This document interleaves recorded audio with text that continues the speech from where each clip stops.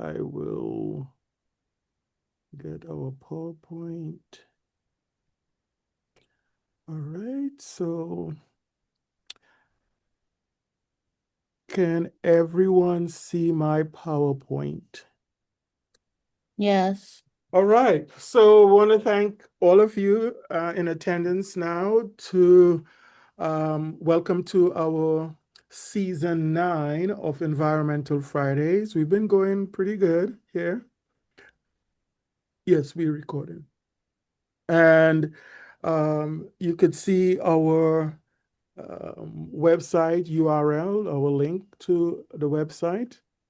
In the corner, and you'll see these things. I think everybody knows what these are. On the right bottom here is a QR code.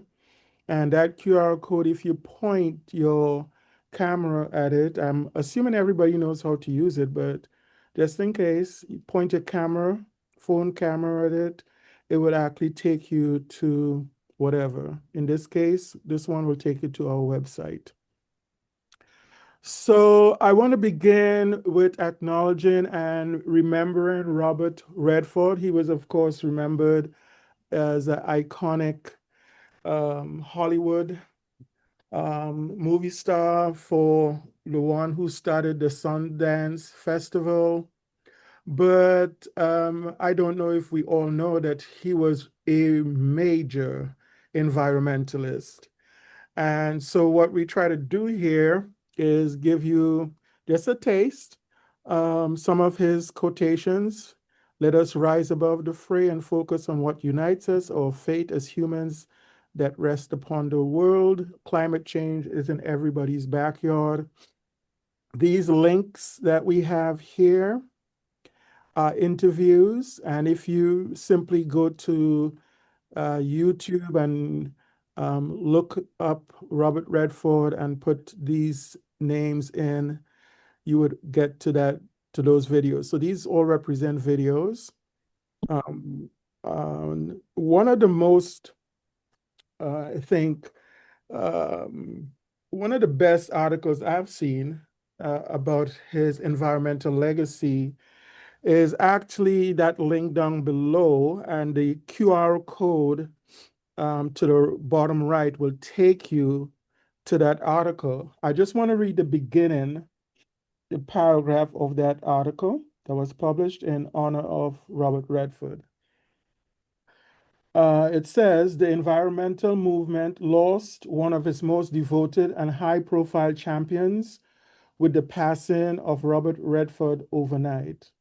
For 5 decades, Redford was an NRDC, Natural Resources Defense Council trustee for 5 decades, selflessly working to elevate its issues and support the organization. For decades, he used his public profile to advocate for public lands in the West, wildlife, Native American environmental justice, climate action, and more. And then the article goes on to detail a lot more of his work in the environmental sphere. So, in honor of him, we want to mention that this morning, um, and we all could learn from his legacy. He was committed, talking like 5 decades of his life. So we want to remember him today in that vein. Our Environmental Fridays for this year, 25, 26, for this semester, fall semester, season 9, we have 15 episodes, 15 guest speakers, and this year we had a surge in the number of co-hosts. For example, today we have 2 co-hosts, and there are a number of other episodes. And hopefully that trend will continue next semester. Starting in January, we have 21 episodes, 21 guest speakers, and we are still in the process of getting um, co-hosts. As you could see here, we have speakers in this semester from a wide range of places, Arizona to Virginia, Trinidad, Guyana, all over the world, really. Um, and at the bottom, you will see um, a series of logos. These are some of our prominent partners and co-sponsors. Starting from the left, it's the Michigan Eagle, which is responsible for environment here in the state of Michigan.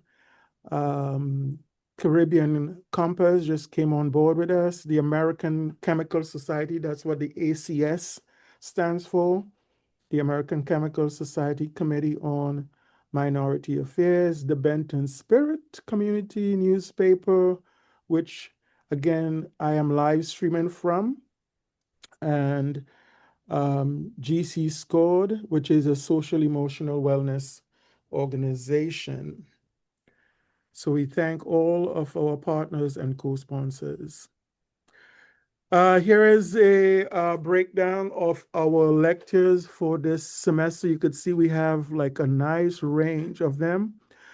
If you want to get more information about our guest speakers and co-hosts, see their photos and their bios, again, use the QR code, and that will take you directly to the website, to the link that has much more information about each guest speaker and the co-host.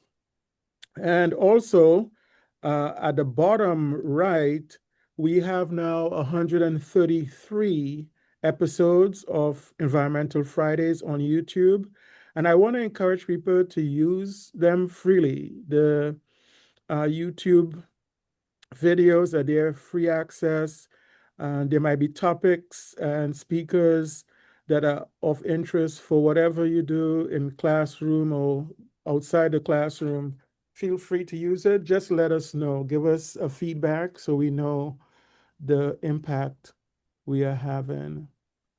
And finally, in terms of what I want to say here, we would like to encourage everyone to share your feedback, your thoughts with us. We do have a page on our website, which we would put up what we call testimonials, your feedback. And just give us your name, affiliation, 100 words or less. Send it to me at murrayD@environmentalfridays.com. So at this point, I'd like to introduce our co-hosts. I'm not going to go into all of their bio. Again, you can access that. It was sent out in the email and it's also online. So our co-host first is Ariel Young. How you pronounce it as Young, right? Y-O-N-G, Young. Yes, young. Okay. She is a final year student at the University of Guyana, the Georgetown campus, right? The Clarkine campus. Okay. And she is pursuing a Bachelor of Science in Geography. What do you plan to do after your degree? I'm really into cartography, so I was hoping to find an internship or job in cartography. Okay, very good. Well, you might make some connections on here. Um, so she would be our co-host that will introduce our speaker. Then our co-host that is mostly responsible for our Q&A is Dr. Motria Cordell. She's has been an environmental health scientist for the last 25 years. And she's worked all over the world, India, Vietnam, Ukraine. And in fact, she helped us with at least two episodes in which we featured Ukraine, particularly the impact of the war on the environment in Ukraine. So we thank her for that. She's been a great supporter from the get-go. And she is currently an adjunct professor at two universities. She is very busy at Andrews University in Michigan and at Loyola University in Illinois. So you'll hear from both of them, but now Ariel will introduce our speaker. Good morning, everyone. It is my pleasure to introduce our featured speaker. Karen Clay is a professor at Carnegie Mellon University in Pittsburgh, Pennsylvania. She is an economist who works at the intersection of environmental economics and economic history. Professor Clay is the author of more than 50 refereed articles, book chapters, and conference proceedings. Her research has been cited in major media outlets, including the New York Times, the Washington Post, the Wall Street Journal, the Pittsburgh Post-Gazette, NPR, and Bloomberg. Her work has also been supported by the National Science Foundation, the Social Sciences and Humanities Research Council of Canada, the Sloan Foundation, and the Heinz Endowment. Thank you very much. All right. Thank you, Ariel. So now I will stop sharing and Professor Clay is next. Okay, good.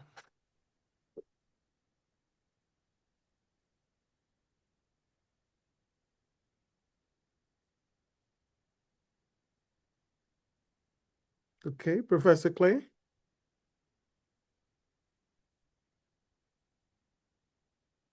What just happened?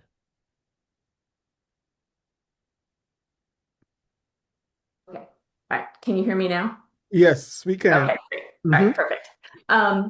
So thank you for having me, and I'm really excited to get a chance to talk on Environmental Fridays. I'm going to be talking about a paper that we recently published called Carbon Rollercoaster. So you'll get a sense of that in a second. Um, before um, we start, though, Desmond asked me to just talk really briefly about my career. And so I grew up in Northbrook, Illinois, which is a suburb of Chicago. I attended a big public high school. I did my undergraduate work at University of Virginia. And sometimes people wonder, like, why did you go to Virginia and not University of Illinois?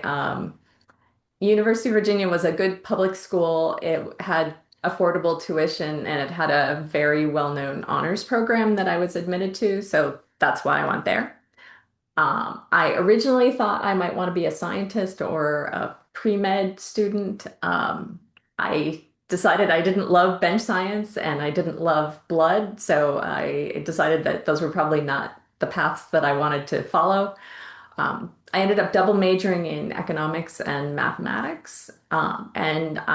While I was an undergraduate, I had a chance to be a research assistant at Resources for the Future. Resources for the Future is a think tank in DC that's nonpartisan, that does high quality environmental research with a policy focus. And so it was really a fantastic experience. I was able to interact with a lot of economists, and it seemed like they were doing some really interesting things. Um, I spent a whole summer, though, sort of calculating marginal benefits and marginal costs, so calculating some things. And one thing that was a little bit disappointing from my perspective was that we we could say something, but it was hard to say much about exactly how a particular set of prices should be, or pollution taxes should be set. Um, by the way, here's University of Virginia. I went to graduate school at Stanford, and so I wasn't sure that I wanted to do environmental because on the one hand, I love being at Resources for the Future, but on the other hand, it sort of felt like maybe it was going to be hard to make progress on some things at least.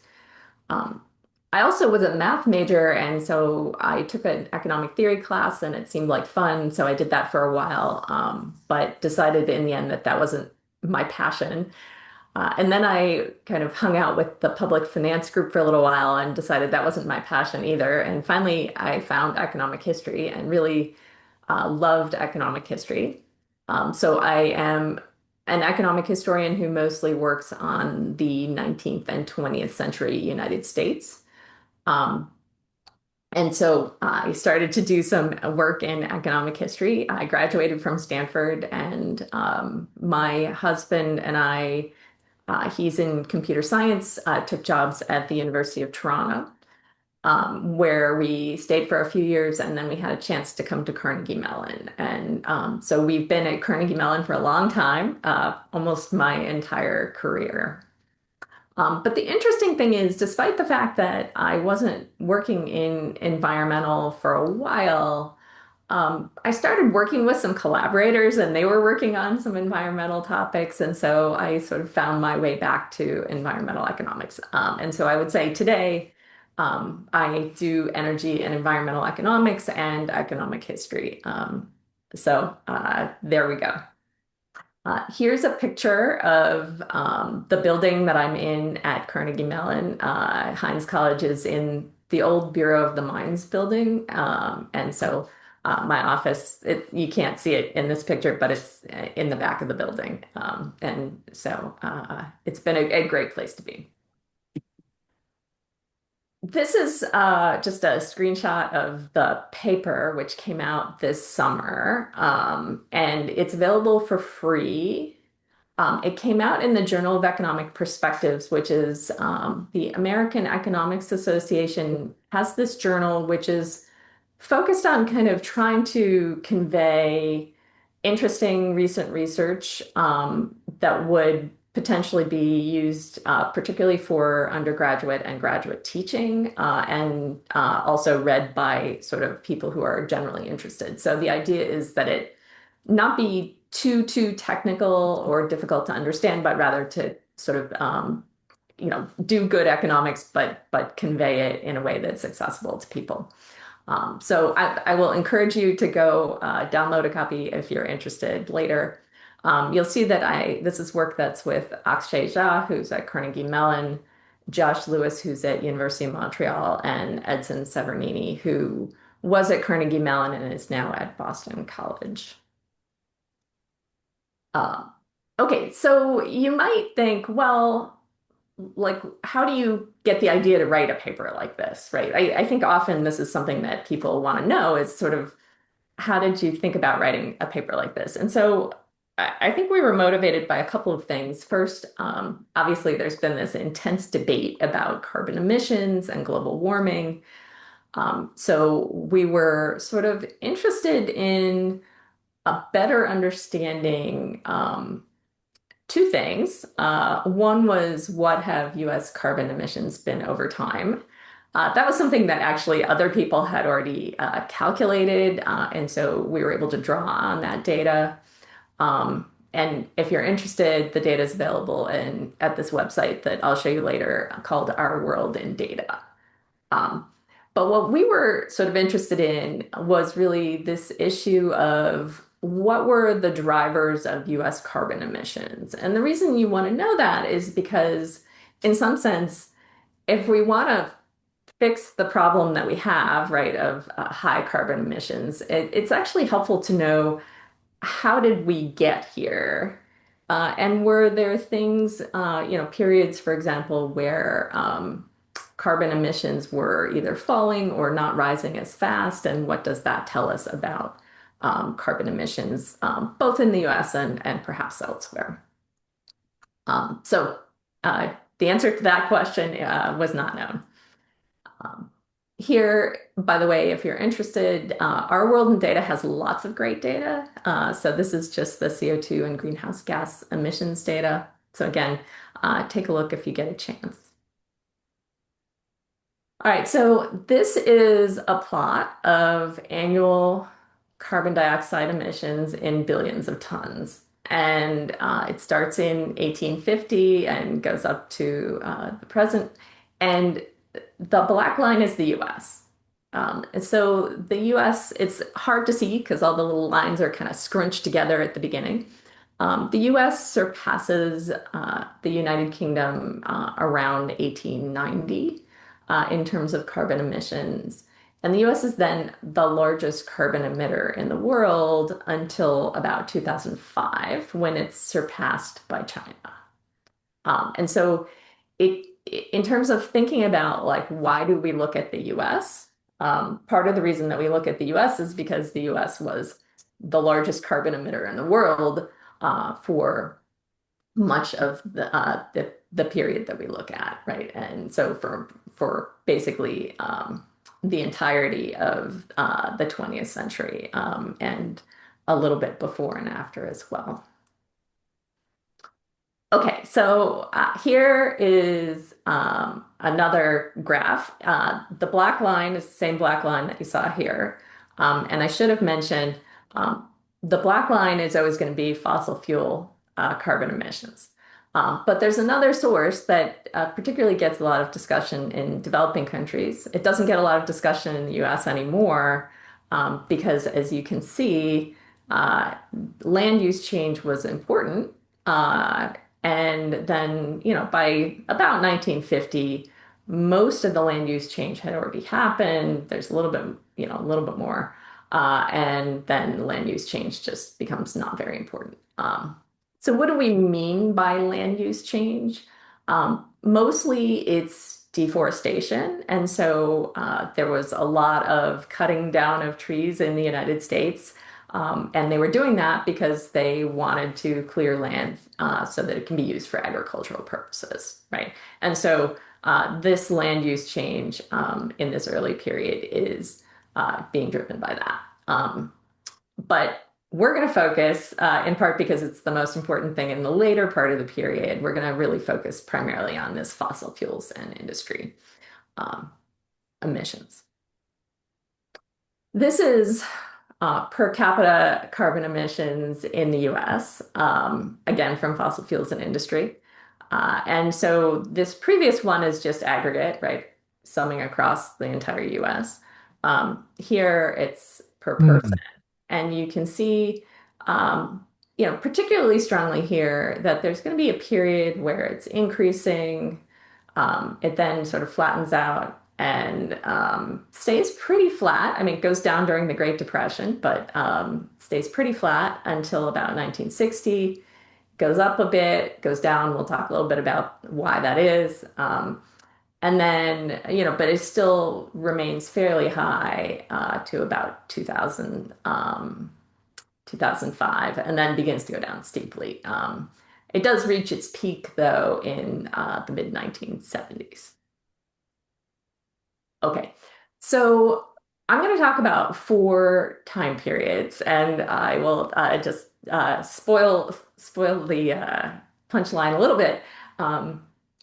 Up to 1920, as you've already seen, there was really quite rapid growth in carbon emissions.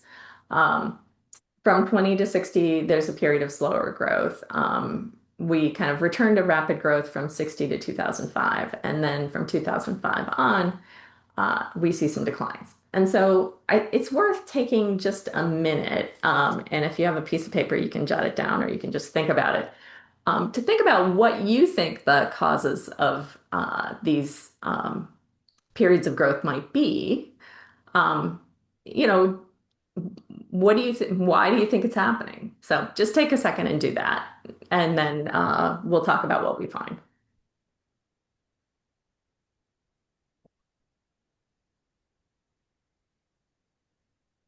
Okay, so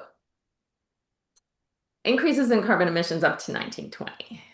So the first thing you want to ask is, why do we see this rapid growth? In particular, right, the US starts out kind of looking like everybody else, but then surpasses Britain. And it's really the fact that there's this early development of mineral resources. So the US has lots of area, and states invest in doing geologic surveys quite early on to see sort of what kinds of minerals and fossil fuels and all other things do they have in their states. So they hired geologists to do this. Many states also set up some kind of mining school. Some of these mining schools are either later closed or absorbed into university systems. But for example, Colorado School of Mines would be an example, right? So there are these schools that get set up, and their focus is really on this development of mineral resources. The other piece of this is that the US federal government is allows for the development of these mineral resources. Not all countries are allowing that to occur, but the US has a relatively flexible framework. And so the US starts to develop mineral resources much earlier than other countries. What is this fossil fuels? What are these being used for? Some of it is the railroad. The railroad has been built across the United States, and and steamships are driven by coal. And rail is sometimes also driven by wood. Um, You've got manufacturing and lots of manufacturing going on in the US. And things are sort of rapidly taking off, and the manufacturing is consuming a lot of coal. Um, the other thing that happens is the US becomes known for certain kinds of manufacturing exports, particularly these quite mineral intensive manufacturing, or fossil fuel intensive manufacturing. So we export things like petroleum products. We export iron and steel. And so these are things that require a lot of fossil fuels, either because they literally are fossil fuels or because we're using a lot of coal to make them. Um, Here is energy consumption by fuel type, and you can see, as I sort of hinted at, by the way, this is energy consumption in quadrillions of BTUs. BTUs are British thermal units. And so this is just a measure of how much, different types of energy the US is consuming. So you can see that basically after, the mid 1880s, coal is the largest type of energy consumed, and by quite a bit. You've got renewables, which is primarily water and wood. You have petroleum and natural gas, which are just starting to tick up at this bottom part. And then you have nuclear, which isn't going to be important until a bit later, but is on the graph to show you that there's nothing happening with nuclear. And so this is basically what's driving this increase in fossil fuels, and that we're seeing from fossil fuels in industry. And again, land clearing for agricultural purposes is what's happening on the land use change side. Okay, so then we get to 1920 to 1960, and you might think that it would just continue to go up rapidly. But it doesn't. And so the question is, like, sort of why? And there are three things that actually are interesting. One of the things you'll see is that there's changing energy mix. So coal is going to become somewhat less important relative to some other kinds of energy. Nonetheless, energy consumption is increasing over time.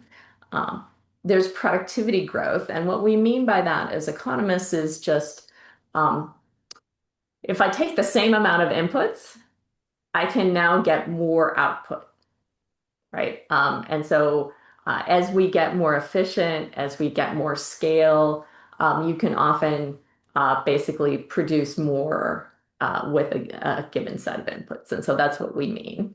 The other thing that's true is that the service sector is rising in its importance, and the service sector generally consumes less energy than does the manufacturing sector. And so it's really these three things that, as you'll see when I show you some pictures, are going to be responsible for this slower growth, right? And so this is kind of interesting. Here you can see this is just a continuation of the picture I showed you before in quadrillion BTUs.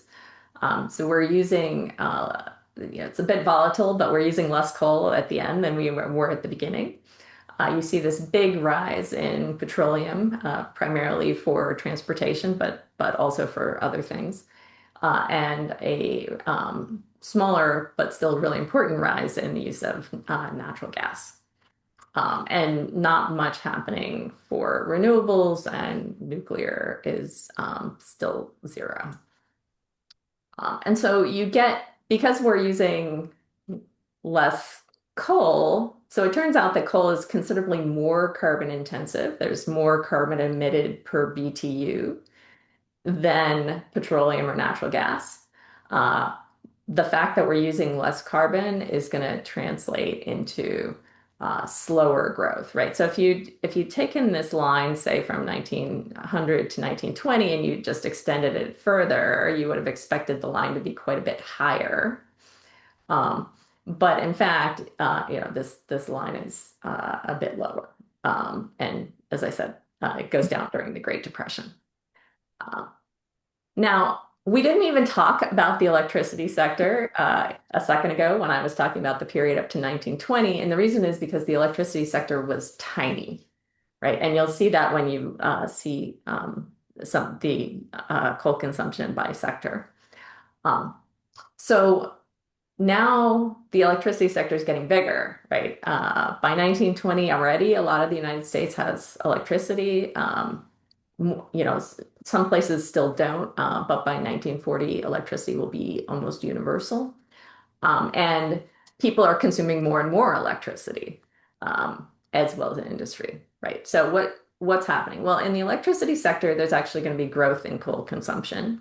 So overall, there was sort of a decline in coal consumption, but in the electricity sector, there's going to be growth. The electricity sector is also going to witness dramatic improvements in productivity, right? And this is going to be due to things like metallurgy, which allows them to build bigger chambers. These chambers can operate at higher temperatures and pressures, and all of these things are going to allow more electricity to be generated per unit of coal. And so I'll have a graph where you can see that. The other thing that's happening during this period is that the federal government was a major driver of the expansion in hydroelectrics. So we're getting more renewable energy, basically. And so in the absence of these productivity gains and investment in hydroelectric, we would have seen larger carbon emissions in the electricity sector. Okay, so here's a picture. The series starts in 1935, so unfortunately we don't have data before that. But this is annual coal consumption in millions of short tons, so it's just a measure of weight.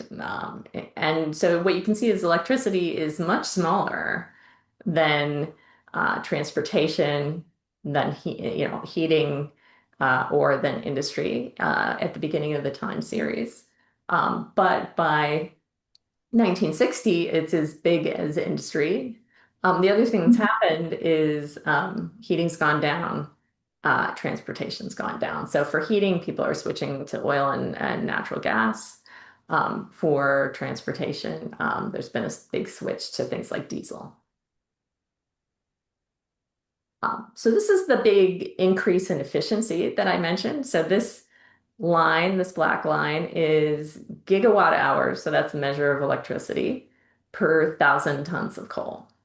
And so what you can see is that there's this period initially where it's kind of flat. So we're not getting much in terms of efficiency gains.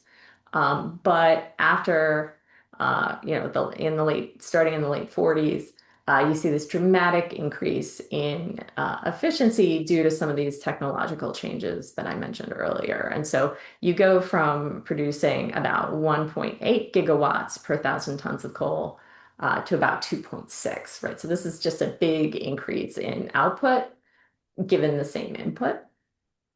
And so what does that mean? It means that we see a drop in carbon emissions per unit of electricity, right? So these are all good things. This sort of use of less carbon intensive fuels, these gains in efficiency.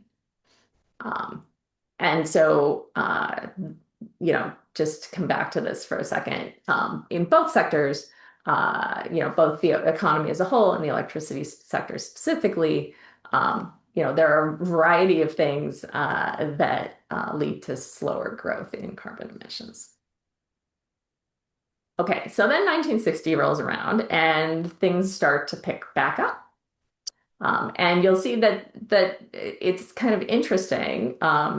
It's some of the same kind of story, but some other things happen that are pretty interesting. So the key thing, one of the key things, but certainly I think something that you can see in the data is there's this a changing energy mix, and this is going to be driven both by some crises, which we'll talk about in a second, and by regulation. And now we're going to be switching back towards more carbon intensive fuels, in particular use of more coal. Um, Also, those productivity gains that we benefited from between 1920 and 1960 have kind of slowed down, so there's not much more there. And this movement to services has also, there's just less there, in part because there's been reduction in services are already a big part of the economy, and the gap between manufacturing and services has gotten a little small. Okay, so um, here's 1960. You notice how incredibly rapidly it's starting to go up to the early 1970s, right? Very steep increase in carbon emissions. It's going to slow down during the crises, which I'll talk more about in a second, and then kind of pick back up again after the crises. All right, so there's been rising during this period, there's rising petroleum and natural gas consumption. So there's a lot of transportation, people are driving further, there are more people. And natural gas consumption as we've switched to natural gas from coal for a variety of purposes, including home heating, but also industrial purposes. But there's a problem. Even before the crises, there's a problem, right? Which is there's all this demand for petroleum and for natural gas, but US production is starting to slow down. And so there's already discussion, even in the 60s and early 70s, about the fact that there's going to be a problem, right? That prices are likely to go up. There's going to be some supply issues. And then other things happen, right? And so there's the Arab-Israeli War in 1973 that impacts oil. And because of the sort of use of oil and gas somewhat interchangeably in some kinds of markets, it basically has negative impacts on natural gas markets as well. Um, and then shortly after that, you get the Iranian Revolution, right? Which again is a major disruptor. If you're somebody who's my age, you actually remember sitting in these long lines of cars in the US trying to get gasoline because gasoline was kind of being rationed during that time period. And so this was a period in which this was absolutely front and center. And so these prices, plus a recession, do reduce consumption for a while. So here you can see the energy mix. You'll see that nuclear is finally coming online a little bit. You also see this increase in renewables a little bit, mostly due to hydroelectric expansion. And then you see the coals going up pretty steeply. You see natural gas goes up and then kind of goes down and then goes up, but it doesn't go up much beyond where it had been. You can see though that for petroleum, it goes up, it goes down during these crises, but then kind of really resumes going back up pretty quickly. Um, this is kind of goes to the heart of what we're interested in, which is what's happening with carbon emissions by sector, right? Because this is the whole economy, but it's a little hard to kind of understand what's happening. So what you can see here is commercial and residential are very flat, right? Not much happening there at all. Industry kind of goes down, goes up a little tiny bit, but basically stays flat. The big increases you're seeing in carbon emissions over this period are, first off, by electricity, right? It goes from about 1.25 to a little bit below 2.5. So big increase there. And also a fairly substantial increase in transportation, right? Um, so big increases in carbon emissions by those sectors. And that's part of the reason why in the paper, we both look at the full economy and we look at the electricity sector because it's such an important sector by this point. Now, coal consumption in the electricity sector is going to continue to rise. I'll show you a graph on that in a second. And you might wonder, well, like, why aren't they using, haven't they figured out that maybe coal's not so great? It has a lot of air pollution. Later on, people will recognize that it has carbon emissions.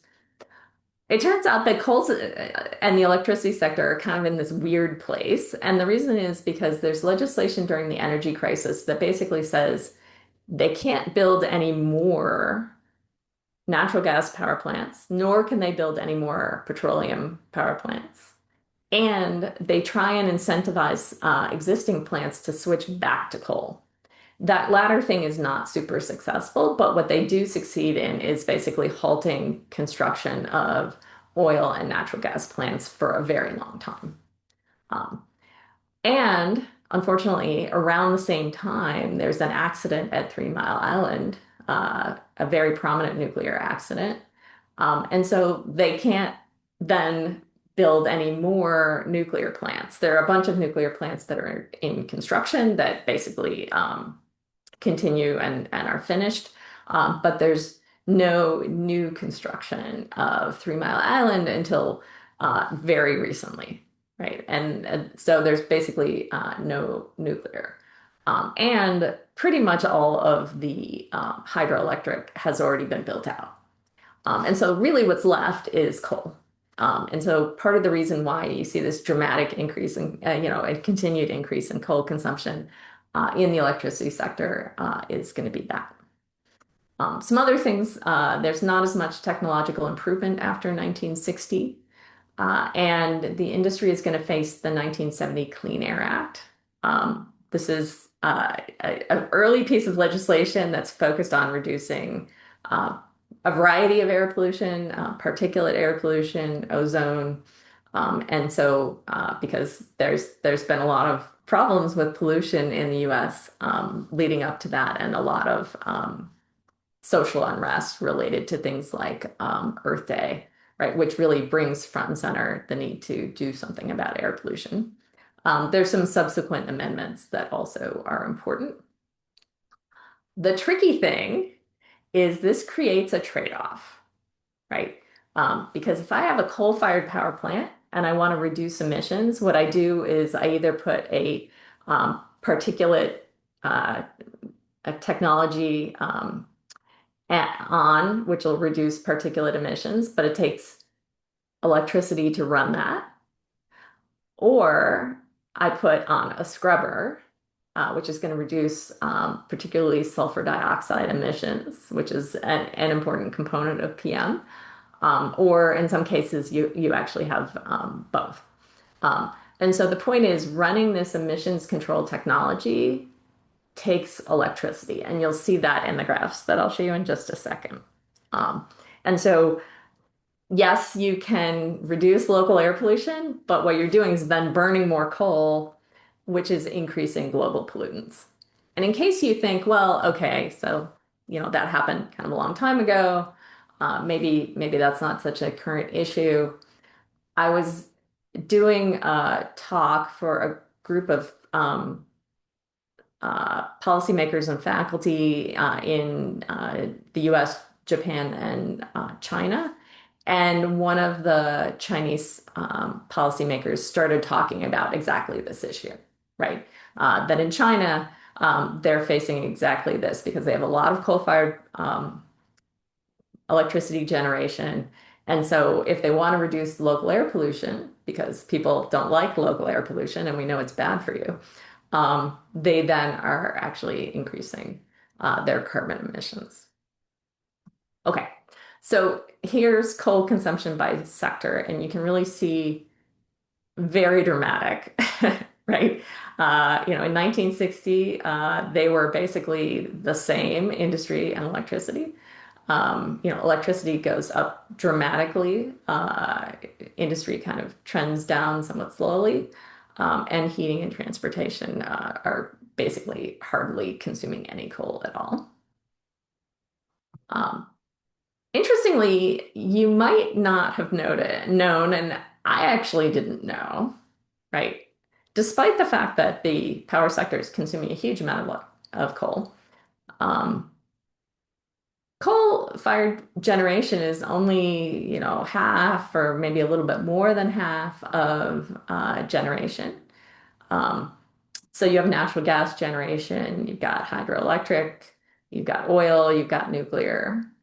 And the thing you should notice is that in the kind of lead up to as air pollution becomes more and more of an issue, you can see that coal as a share is actually dropping, right? And so they're bringing online oil and natural gas and a little bit of nuclear.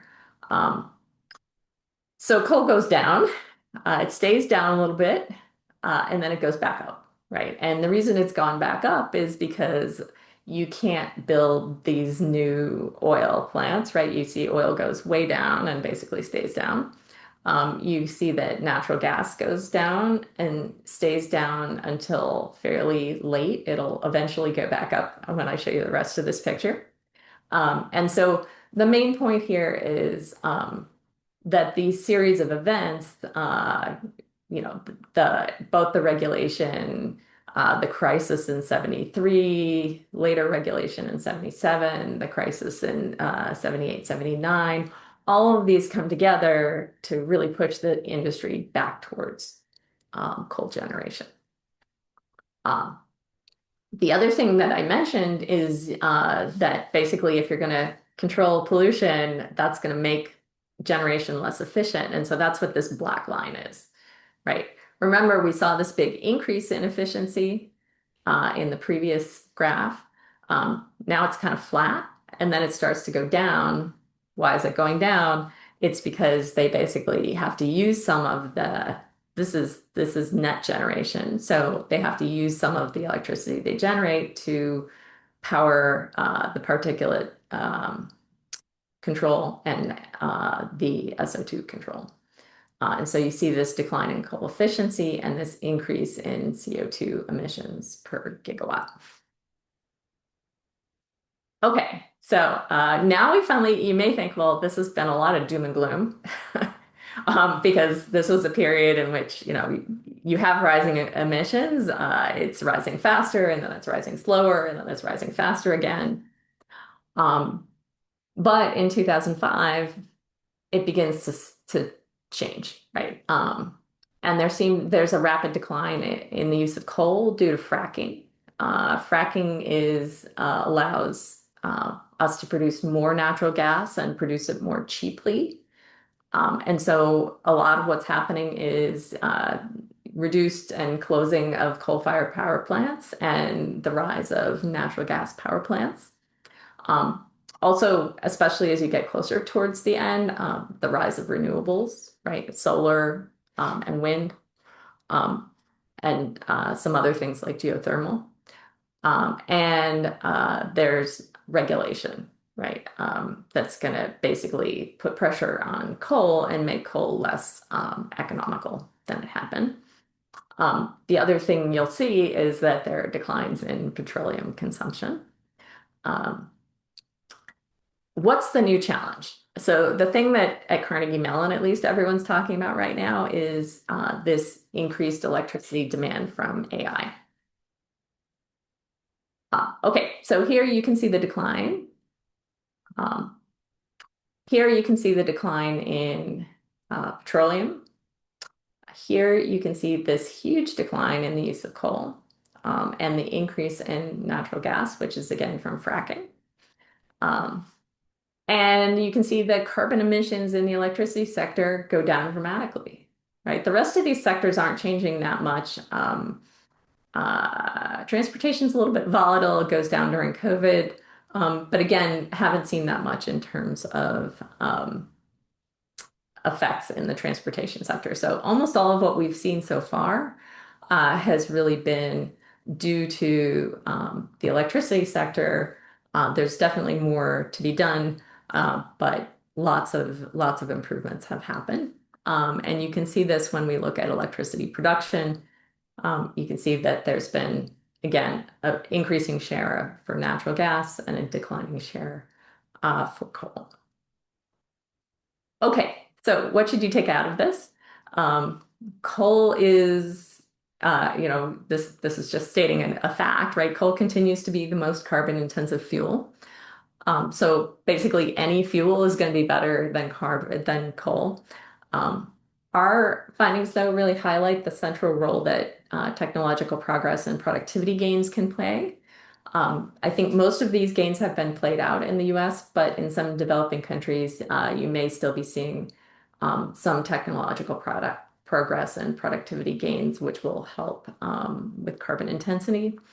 The US experience also illustrates how these geopolitical shocks, like the crises in the Middle East, and policy responses can shape the energy mix. I don't think anyone thought that they were forcing the electricity industry onto a path that was going to lead to high coal and high carbon emissions at the time that it was happening. But that's what happened.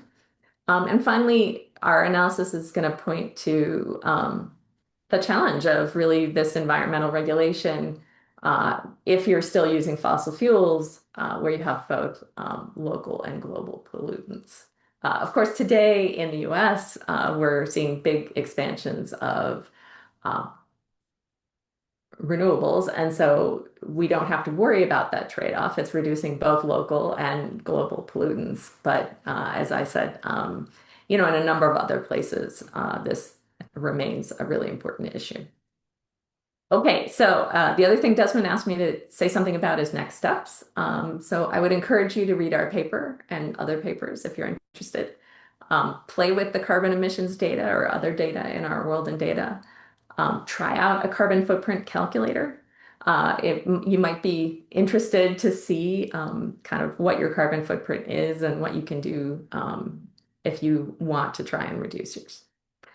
Okay, so thanks for having me, and I'm happy to take some questions.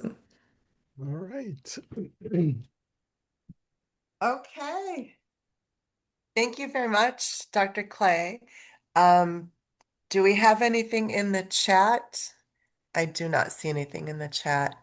Um, yeah, I appreciate you sharing. This is Motria Caudell, by the way. I'm co-hosting. I Mhm. appreciate you sharing your origins of where you studied and how you decided what field to go into. I saw some parallels there because I also had an early interest in the environment, science, medicine, but I did not want to go into medicine because I didn't, not so much the blood, but just like the sick people. I didn't want to deal with sick, cranky people. And and that kind of turned me more toward environmental and pollution issues. So I can Mhm. relate there. Um, Let me start you with a question that might be unrelated, but do have you looked into it all, or are you tracking the possibilities of carbon capture? Is that feasible?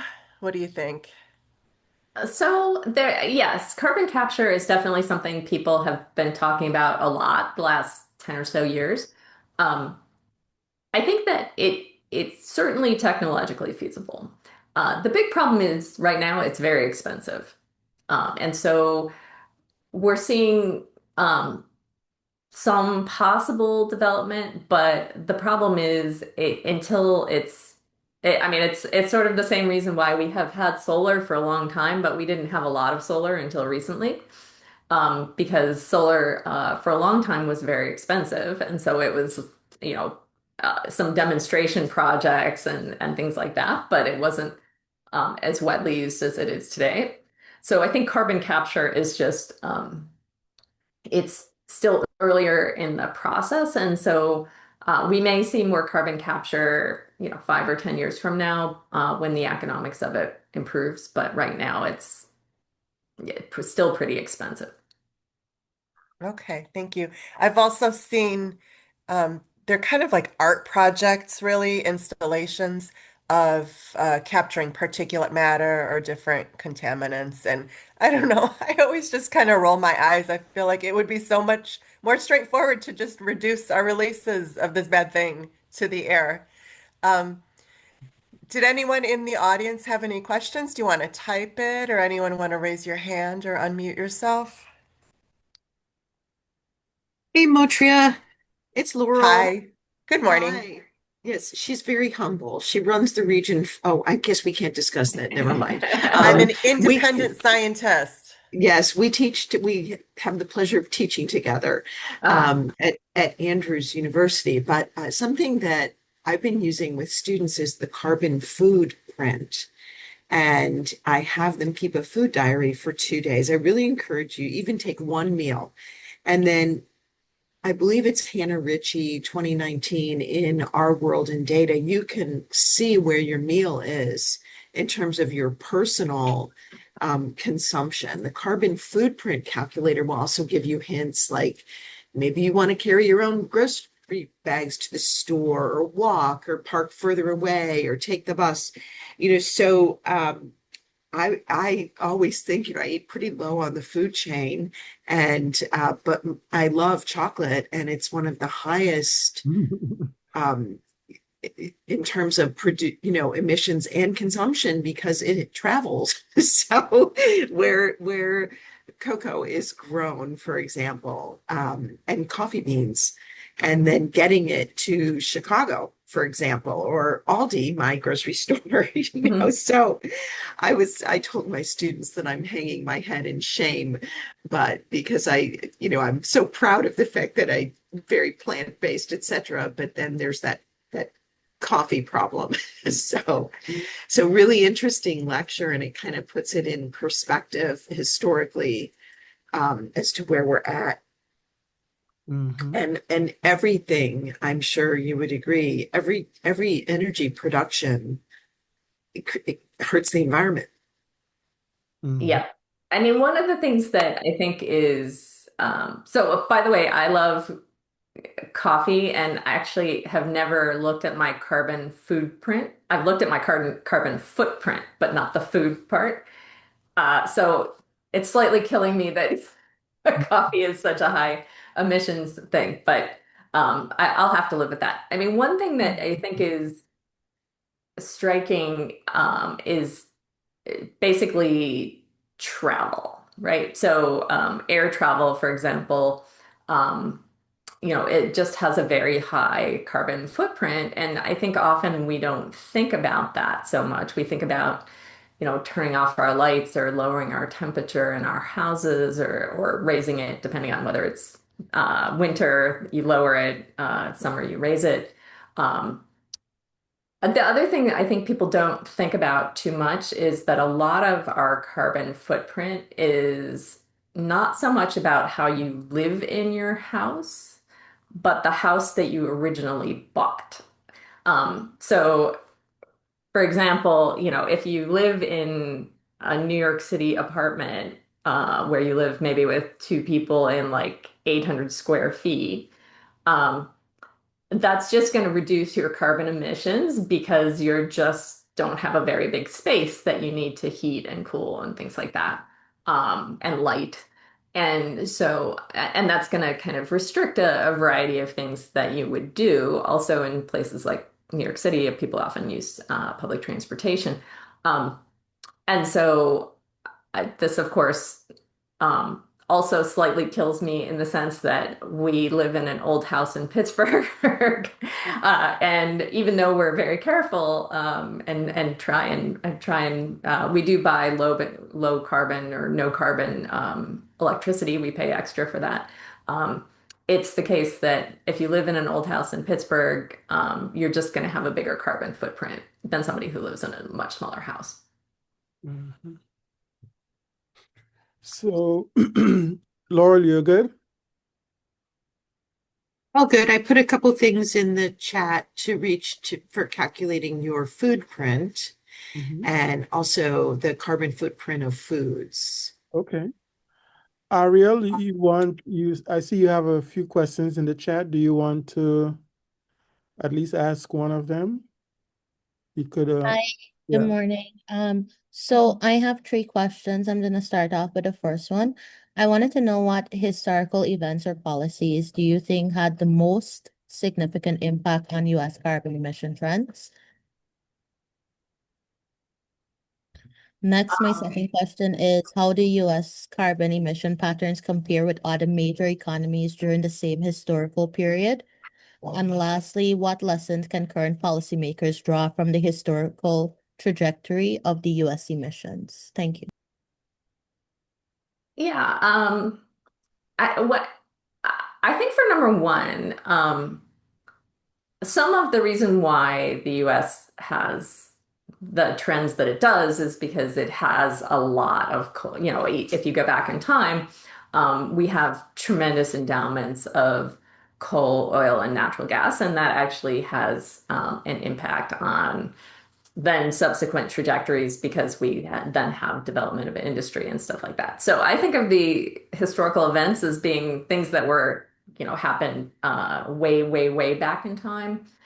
Um, Certainly things like Three Mile Island and the energy crises in the 70s had a big impact as well. The second one, just to go, How do US carbon emissions patterns compare with other major yeah, economies? so that one, so I do have an answer to that one. It's here, right? And so, Okay. um, yeah, I mean, I think what we're seeing is, China has a big endowment, and India actually also has a big endowment of coal. China just didn't use it as much early on because its development path was a bit slower in a variety of ways. Um, and now they're just burning a lot of coal, and it's powering industry, it's powering electricity. You're seeing something similar on a somewhat smaller scale in India. Um, so the interesting thing is when you compare the US to places like Germany or France, some of it is they have less coal. Some of it is that they just industry, developed differently, and so they didn't have kind of the same huge increase that we see. And a lot of these places, energy is just much more expensive, and so they just consume less of it because it's much more expensive. Um, so that is really the answer to that particular question. Um, the third question is what lessons can current policymakers draw? And that's where, I mean, again, I think we're sort of trying to get to this here. I think one has to be a little bit careful because here we go. One has to be careful. Some things generalize and some things don't. But I think just recognizing the importance of technological progress, the importance of avoiding coal if you're not using coal currently, or reducing the amount that you're using. Um, so some of my colleagues have actually done some work where they look at what happened to Germany when Fukushima happened. Germany basically took its own nuclear power offline for the most part, and they started burning more coal Hmm. um, because people perceive that as safer. Um, and so that's another example of a geopolitical shock in a different country that really has this. I don't know, maybe unintended is not exactly the right word because I think that at that point they knew what was happening, but sort of the political will was that they get rid of nuclear, even though coal was going to have more air pollution, coal was going to have more carbon emissions. And then, like I said, I think developing countries really do want to focus on this local and global pollutant issue. And again, I think it's going to be that it's a complex political issue. So hopefully, again, I don't know I think it depends on the country and what stage they're at, but I think we were trying to say some things that would both be interesting vis-a-vis understanding the U.S. experience, but also um, shed some light potentially on what was happening in other countries. Mhm. So, okay. Yeah, it's Oh, really a kind of a thought here. This has really been very good. It means instead of thinking of it as an environmentalist, you've got to think of the actual follow the money. And it's now you realize how important the economics has been in mhm. the development and how that relates to emissions rather than just looking at it from purely and simply an environmental point of view and trying to reduce your emissions that way. No, this was very interesting. Thank you very much. You're Yeah, I welcome. think that's one of the underlying things that I would like especially our students to get from this is the sort of like the link. In fact, it's I don't know that we could actually disconnect the link between economics and environment. No, what we have to do is But yeah, that's again, we have to create a balance. right. That's what this lecture really illustrates in a historical way. One of the things it does. I also wanted to, for the sake, especially of our potential high school viewers and college viewers and stuff, just clarify some terms and terminologies and go from it from a chemistry point of view. So, when we talk about carbon emissions, it's really a shorthand for carbon dioxide. I mean, Mhm. carbon monoxide is emission too, but generally we're looking at when we say carbon emissions, we are really talking about carbon dioxide. And then when we are talking about fossil fuels, it's an aggregate of the coal, which Professor Clay talked about quite a bit, show the ups and downs, but it of course also includes petroleum, natural gas, and oil, because all of the fossil fuels are carbon based. And when we use them, the end product of using any of those fossil fuels is carbon dioxide. So I just wanted to give our high school and other students just that basic information. And then in terms of mineral resources, you talked about that earlier on as well. So the mineral resources does include fossil fuels, but it also includes a very important thing.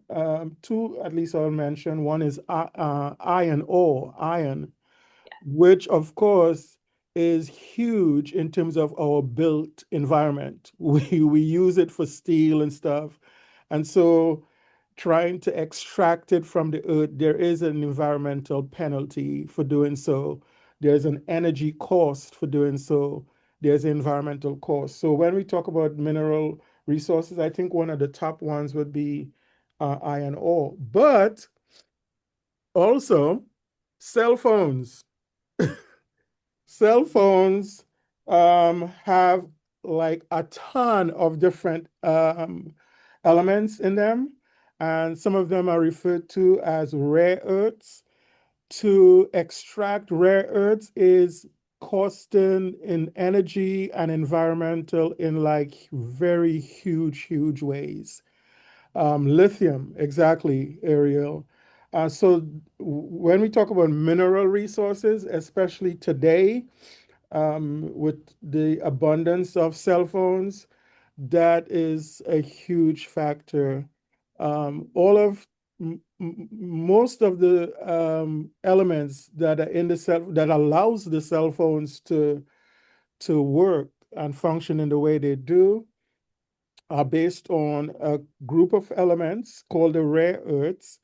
Doesn't necessarily mean that they are rare, but that's just a historical name, and they require a huge energy investment, a huge environmental cost as well. So those are some other things I wanted our students to learn about. We do have a nuclear plant here in Southwest Michigan in Covert. It just kind of connecting to what Professor Clay said, it started in 1971. So that was around that period of time when I saw in your chart, it was the increase Yeah. in nuclear. Yeah. So 1971 was when our nuclear plant here got started.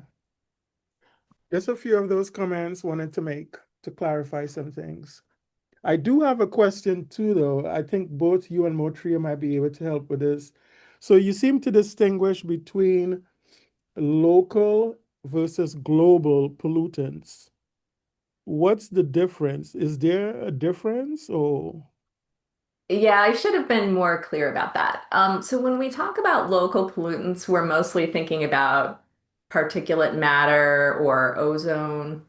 And so those are things that kind of get emitted and then mostly are going to be, I mean, to varying degrees, Right. they can show up a long way away from a power plant, but a lot of the impact is going to be fairly close to a power plant. Mhm. Um, Whereas global pollutants like carbon dioxide or methane, which we didn't really talk about, but is also a greenhouse gas, those are in the environment affecting, global warming throughout the world, and so are different than things that impact people that live near the plant. Mhm. Motria, Yeah, you. Oh, Desmond, I would add to that. mhm.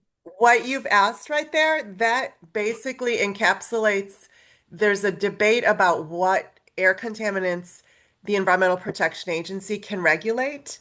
And Mhm. there have been court cases and decisions lately. It's the crux of it is called the endangerment finding.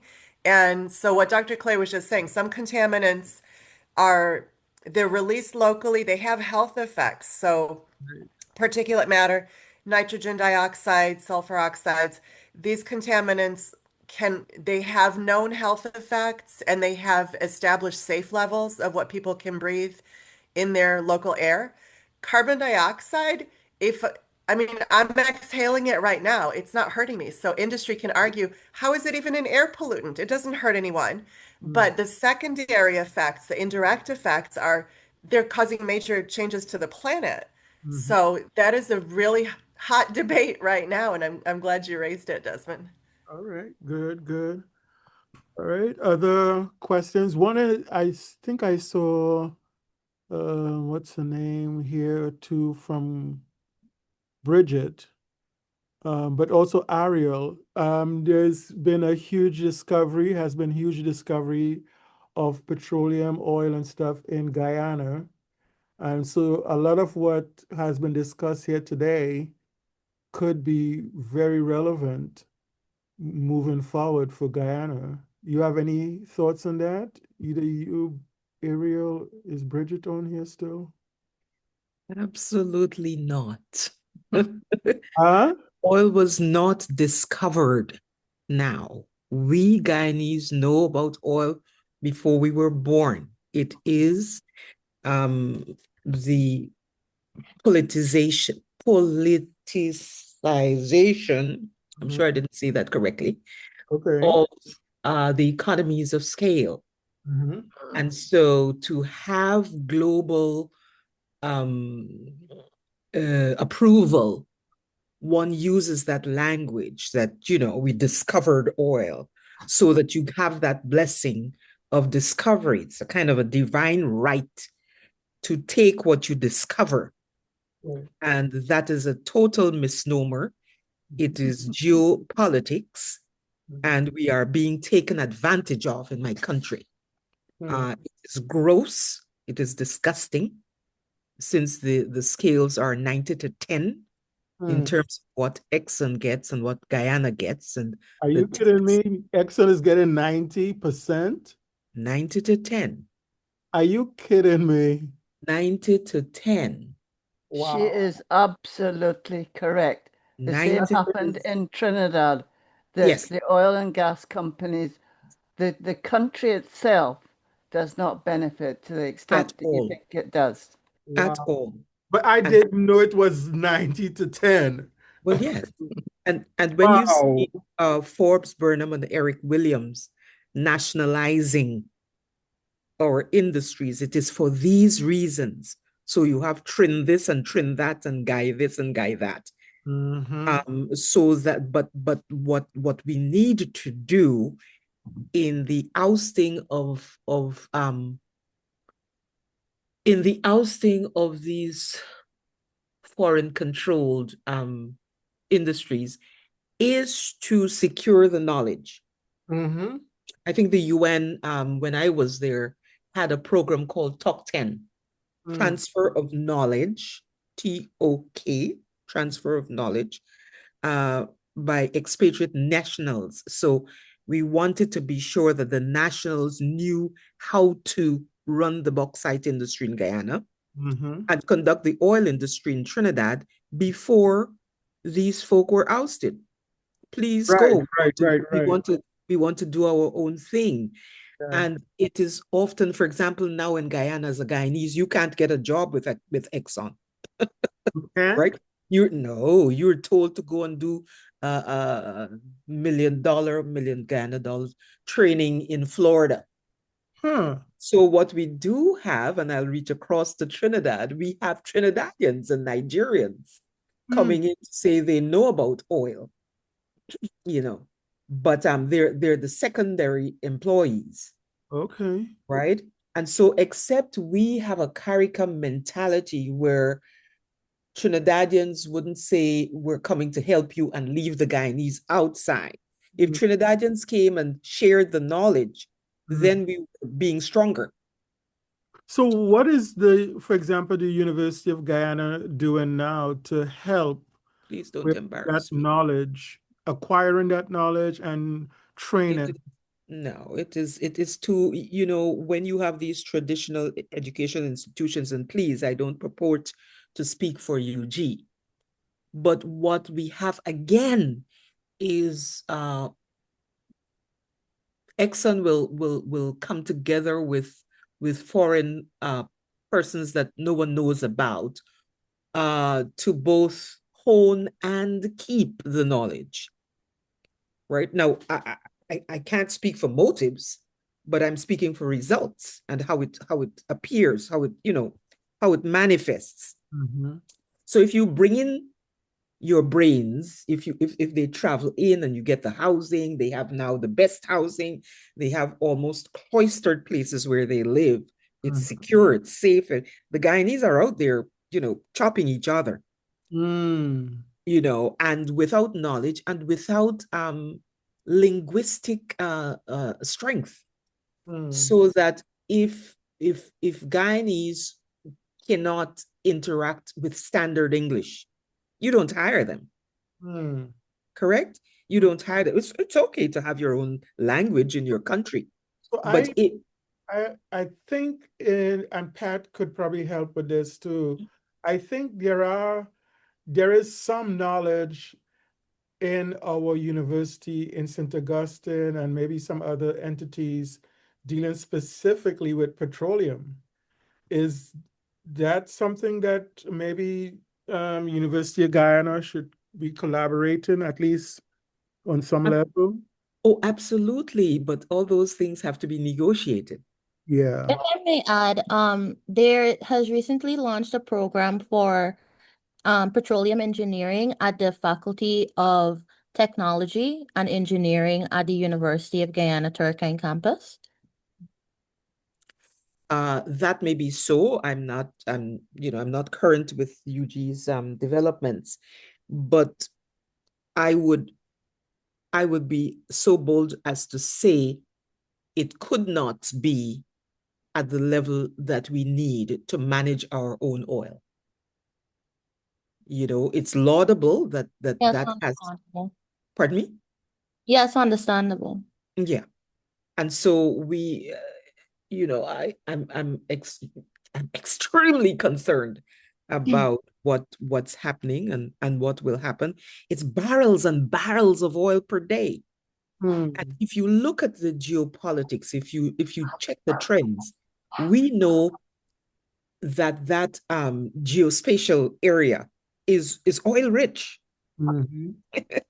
Oil-rich Trinidad, Venezuela, Guyana, Suriname, right? Yes, When you look at yeah, Yes, when you look at the plates, and what happened is, right. ours in Guyana, we have lower uh holding bins, so we have a larger basket. My metaphors are terrible. You don't have baskets Well, with we all. understand it's a bigger area. I mean, And a deeper, yeah, yeah, yeah. deeper. And so the destabilization of Colombia is known for drugs, right? Mhm. Of Venezuela was the first world in terms of the level of operation. And now Venezuelans are walking barefoot over to Guyana for refugee status, right? So you go in, and now we're bombing boats off of Venezuela, Yeah. right? What have we done in terms of Brazil? Dr. Murray, if you don't mind, because I have to leave soon, I Yeah. love the conversation, but I would like to hear more about the our world and data that she was referring to, and what type of data can we actually get from the site? Before we go over to the other question, and thank you for the opportunity to speak. I'd just like to say that these are the connections that we need to make in terms of learning about. And yes, it leads right into this question about data. We are not data strong in our region. Thank you so much. Okay, thank you. Yeah, that's a very good, our world in data. I was thinking about that in terms of you doing, Princess, research on asthma to get more information across the US as well as, globally too. Yeah, I mean, so I encourage people to explore it because it just has a lot of data and it's nicely organized. Mhm. And so is very accessible. And so if students want to grab some data to work on a project or work on a paper, um, there's a lot of stuff in, child and infant mortality, there's health, et cetera. And so I think I don't want to discourage people from looking for other sources of data because certainly there are lots of other, government sites and other storage sites where you can get data, but this is just a very convenient, here's the kind of stuff if you're interested in biodiversity or oil spills or lead pollution. So I don't exactly know who organized this or got it started, but I feel like it's this incredible resource and people should know about it and people should use it if there's something they can make use of it for. So yeah, just wanted to highlight it. I mean, we ended up looking obviously at the uh, yeah. Um, Yeah. Also, so let's go back to Ariel, because you should definitely feel free to mention what you mentioned in the chat. Go ahead, Ariel. Hi, so as a university student, we would have started seeing trends with balancing oil wealth with climate responsibility. And this is one of the main topics for me since I am looking to go into climate change. Mm-hmm. So everyone knows that there's an oil boom on the horizon, and Guyana has become a significant oil producer since its first commercial production in 2019. Mm-hmm. So by early 2024, the country was producing approximately 645,000 barrels per day, with projections to reach 1.3 million barrels per day by 2027. This rapid growth positions Guyana among the world's fastest growing oil economies. I just want to talk a bit on carbon credits because this is a vital green revenue stream. To mitigate the environmental impacts of fossil fuel extraction, Guyana has leveraged its vast forests to generate carbon credits.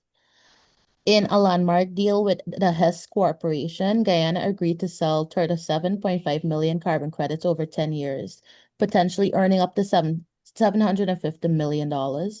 By the end of 2024, the country has earned 237.5 million from this initiative, with nearly 10 billion allocated to indigenous communities.